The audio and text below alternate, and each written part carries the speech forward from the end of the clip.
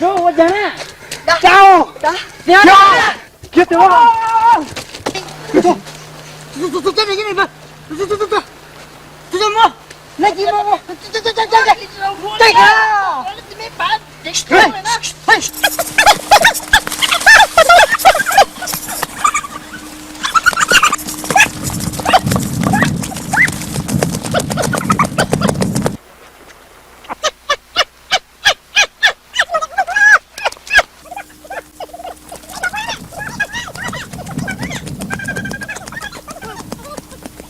Chẳng biết sao mà tổ cú này mà đau em bắt tao mẹ ta thấy đau luôn đấy ui thật đau ơi đau luôn à cho nó có lùn nó em một là có đường à đang tổ kia chỉ mua đấy cho nó chỉ mua cái này chắc cái mù nè mong mấy mù liền này nó lấy đi thứ phải quá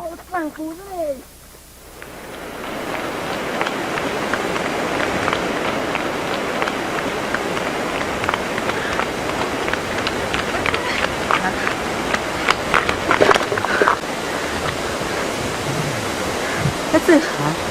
Đi sao thế này chứ? Cái chỗ anh chứ mua nè, đợi chị tao ở đó. Wow, anh xa, chỉ có đôi tuổi thế. Sao đâu? Thế con nhẹ đúng không? Sao nào của má? Anh xa, như cái chuyện ra của cái chè của mà hai cái chuyện này. Cái gì?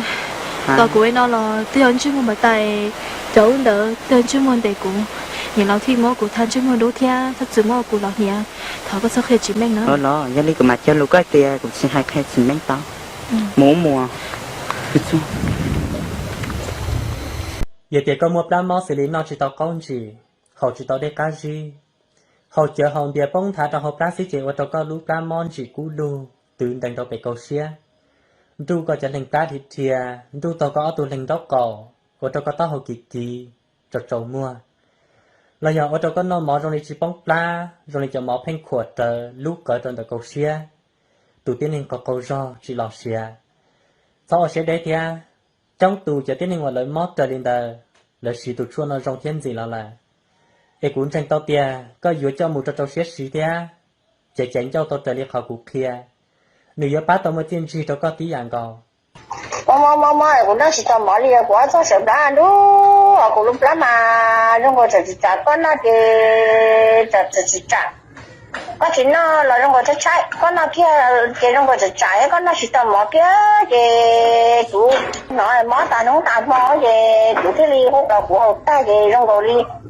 hút lại họ mỏ thế chỉ trái trong cái quá cho sợ đã đủ đỡ cái ly chỉ nó quan đỡ đã số nó trong trong cái ly cho cụ làm mưng nhỉ cái gì trong cái của xã đó đây mua cái nào đó chỉ mua nhà là bằng cái xe dùng mua thì tàu